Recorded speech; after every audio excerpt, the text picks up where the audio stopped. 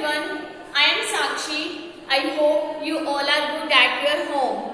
Today we will do the Shed poem, and the Shed poem is written by friend Flying.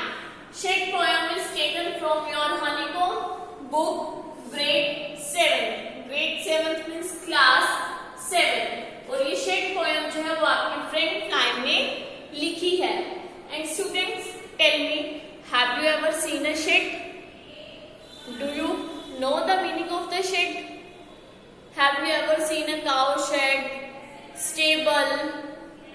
Students, shed जो होता है, shed का मतलब होता है small building, a small building that is used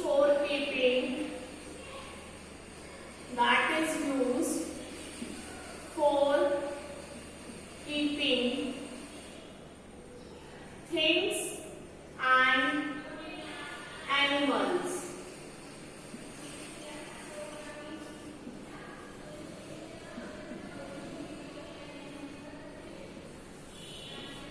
shade का मतलब होता है एक स्मॉल सी building that is away from the house, जो घर से थोड़ी सी डिस्टेंस पे होती है, ठीक है. And that is use for keeping things and animals, और उसका यूज जो है हम व्हीकल्स रखने के लिए या फिर एनिमल्स को रखने के लिए करते हैं.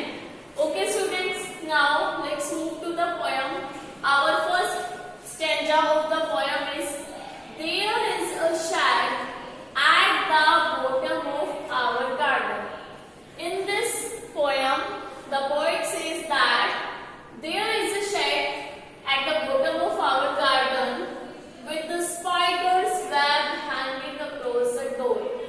Poet कह रहा है कि मेरे जो है गार्डन के bottom of the garden के नीचे जो है क्या है, एक शेड है and with the spider's web. Spiders web होता है, आपने देखे मकड़ी के जाले जिसे बोला जाता है. यस, स्पाइडर्स वेब का मतलब होता है मकड़ी के जाले, ठीक है. वहां पर जो है स्पाइडर्स वेब है हैंगिंग अक्रॉस द डोर, और वो डोर के वहां पर क्या स्पाइडर्स वेब है, मीन्स मकड़ियों ने जाले बना रखे हैं, ठीक है. The hinges are rusty and cracked in the wind. Hinges पता है बेटा क्या होता है? हिंग्स का मतलब होता है a metal that joins two box. I'm writing here. Hinges means a metal that joins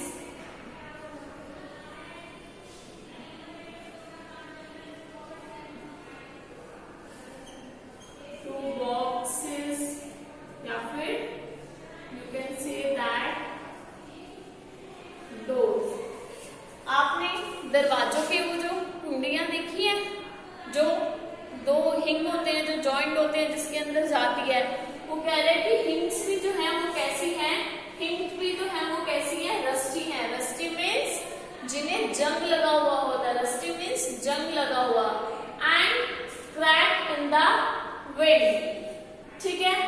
when I am in bed I lie and I listen, I will open that door one day.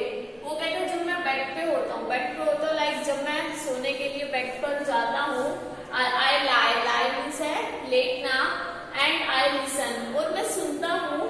I will, वो जो है जब हवा चलती है तो point को जो है वो जंग लगी हुई कुंडियों की आवाजें भी आती हैं.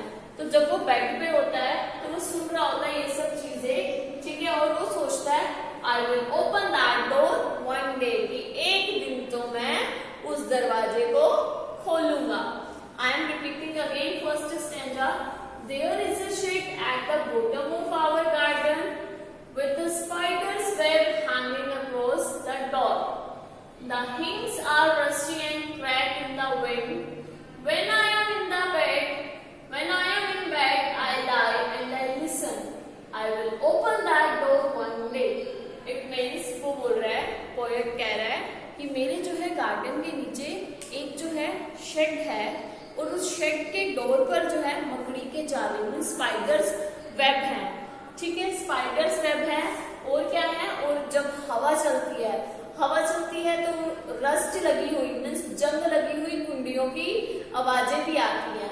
वो कहता है मैं अपने बेड पे होता हूँ, सुन रहा होता हूँ और मैं एक चीज सोचता हूँ, I will open that door one day, की एक दिन तो मैं उस दरवाजे को खोलूंगा ही खोलूंगा। As you can see this picture in your honeycomb book poem the shed, आप देख रहे हो ये जो है क्या है, एक शेड है और यहाँ पर जो स्पाइडर्स वेब शो किए हुए हैं और वो कह रहे हैं जो इसकी कुंडियां भी जो है वो क्या है, जंग लगी हुई है, मीन्स उन्हें रस्ट लगा हुआ है। Our second stanza of the poem is there is a rusty old window around at the side with 3 cracked panes of glass. वो कह रहे हैं यहाँ पर जो है एक ओल्ड विंडो भी है साइड में, रस्टी मीन्स जंग लगी हुई ओल्ड विंडो भी है। आप देख सकते हो यहाँ पर आपको बुक में भी रस्टी जंग लगी हुई जो है ओल्ड विंडो दिखाई हुई है। Look at this is rusty means जंग लगी हुई पुरानी सी विंडो जिसे बोला जाता है, ठीक है। There is a rusty old window, बहुत पुरानी सी जंग लगी हुई विंडो है, around at the side with 3 cracked panes of glass. Panes का मतलब होता है an individual sheet of a glass. You can write an individual sheet of a glass.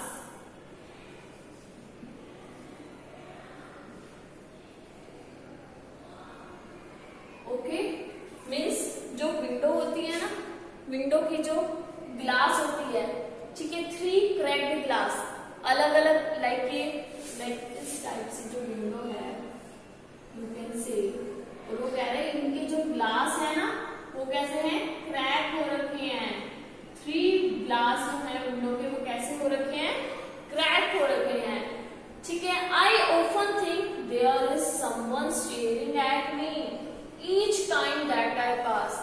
वो कहते हैं जैसे ही मैं इसके पास से गुजरता हूँ मुझे लगता है कि यहाँ जरूर कोई है। That is steering at me. Steering means होता है घूरना किसी को, okay. I will pep through that window one day. वो कहते हैं मैं जो है इस विंडो के अंदर जरूर जाऊंगा, इस विंडो को खोल करके जरूर इसके अंदर जाऊंगा। I am repeating again our second stanza of the poem The Shed. There is a rusty old window around at the side with 3 cracked panes of glass. वो कह रहे हैं कि जो मेरा शेड है ना वहां पर जो है विंडो है, जंग लगी हुई विंडो है और वहां के जो ग्लास है ना, ग्लास की जो है 3 ग्लासेस जो है वो भी ब्रोकन है, मीन्स वो भी टूटे हुए हैं। आई ऑफन थिंक, और मैं सोचता हूँ यहाँ अंदर ना जरूर कोई है जो घूरता रहता है। और वो कहता है मैं जैसे ही उसके पास से गुजरता हूँ तो मुझे लगता है कि अंदर कोई है जो मुझे घूर रहा है, ठीक है। I will pep through that window one day. कहता है मैं जो है उस विंडो के अंदर घुस के अंदर जाके जरूर देखूंगा, उसके अंदर जरूर जाऊंगा कि कौन है वहां, ऐसी क्या चीज है वहां। Okay students, now we will move our next third stanza. I have written third and fourth stanza of the poem The Shed. Okay students, now our third stanza of the poem is my brother says there is a ghost in the shed who hides under the rotten floorboards. अब poet कह रहे हैं कि मेरा brother मुझे बोलता है there is a ghost, ghost होता है भूत, ठीक है। There is a ghost in the shed, कि शेड के अंदर घोस्ट है, okay. Who hides under the rotten floorboards. Rotten means गले सड़े फर्श के नीचे वो छुपा हुआ है, ओके। रोटन फ्लोरबोर्ड्स मींस गले सड़े फर्श के नीचे छुपा छुपा हुआ है, and if I ever dare to set foot inside he will jump out and chop off my head. और मेरा ब्रदर मुझे कहता है कि अगर मैंने एक पैर भी अंदर रखा ना उसके, वो एकदम से जंप करके मेरे ऊपर आ जाएगा और मेरा हेड चॉप कर देगा, मीन्स मेरा हेड काट देगा. But I will take a peek one day. कहता है लेकिन मैं एक बार इसके अंदर जरूर जाऊंगा. Okay students, now our fourth stanza of the poem is, अब poet बोल रहा है, I know that there isn't really a ghost. My brother tells lies. Keep the shed for his den. Poet कहता है मैं जानता हूँ कि यहाँ पे कोई घोस्ट नहीं है. There isn't really a ghost. यहाँ कोई सचमुच का घोस्ट नहीं है. My brother tells lies to keep the shed for his den. Den का मतलब होता है cave. You all know lion lives in den. Den means cave. Cave means गुफा. You can write. Okay students? Den means cave means गुफा. वो कहता है मेरा ब्रदर मुझसे इसलिए झूठ बोलता है ताकि वो इस शेड को अपनी गुफा बना सके. There isn't anyone staring or making strange noises. वो कहते हैं यहाँ कोई भी नहीं है, ठीक है, कोई भी स्टेयरिंग नहीं करता, कोई भी घूरता नहीं है और कोई भी स्ट्रेंज नॉइसेस नहीं निकालता. And the spider has been gone from his web since I don't know when. वो कहता है कब स्पाइडर भी अपने वेब से मीन्स अपने जाल से कब निकल करके चलेगी मुझे पता ही नहीं चला. I will go that shed one day soon. कहता है मैं इस शेड के अंदर एक दिन जरूर जाऊंगा. But not just yet. लेकिन अभी इतनी जल्दी नहीं जाऊंगा. जाऊंगा but इतनी जल्दी नहीं जाऊंगा. I am repeating again. My brother says that there is a ghost in the shed. Point कह रहा है कि मेरा ब्रदर मुझे बोलता है कि यहाँ शेड में जो है घोस्ट है. ओके और वो जो है शेड के रोटन फ्लोर बोर्ड्स में गले सड़े फर्श के नीचे छुपा हुआ है. और मैं जैसे ही डेयर करूंगा, मैं साहस करूंगा एक पैर ऐसे अंदर रखने के लिए, वो एकदम से मेरे ऊपर आ जाएगा और मेरा हेड चॉप कर देगा, मीन्स काट देगा. फिर भी पॉइंट कहता है but I will take a peek one day. मैं इसके अंदर एक दिन जरूर जाऊंगा. I know that there isn't really a ghost. Court कहता मुझे पता है यहाँ कोई घोस्ट नहीं है. ठीक है, मेरा ब्रदर मुझसे झूठ बोलता है इस शेड को अपनी डेन रखने के लिए, गुफा रखने के लिए. There isn't anyone staring. यहाँ कोई नहीं है जो स्टेयर करता है. ठीक है, यहाँ कोई स्ट्रेंज नॉइसेस नहीं निकालता. स्ट्रेंज मतलब अजीब अजीब सी आवाजें कोई नहीं निकालता. And the spider has been gone from his web. Since I don't know when. कहता और कब स्पाइडर अपने वेब से निकल करके चलेगी मुझे नहीं पता चला. Okay, I will go into that shed one day soon but not just yet. मैं एक दिन शेड के अंदर जरूर जाऊंगा लेकिन अभी इतनी जल्दी नहीं जाऊंगा. I hope students आपको ये जो द शेड पोयम है that is written by friend Flynn आपको बहुत अच्छी लगी होगी and I hope आपको समझ में भी आई होगी. Okay students, now I am repeating again its summary. इसमें पॉइंट बोलता है कि मेरे गार्डन के नीचे जो है एक शेड है.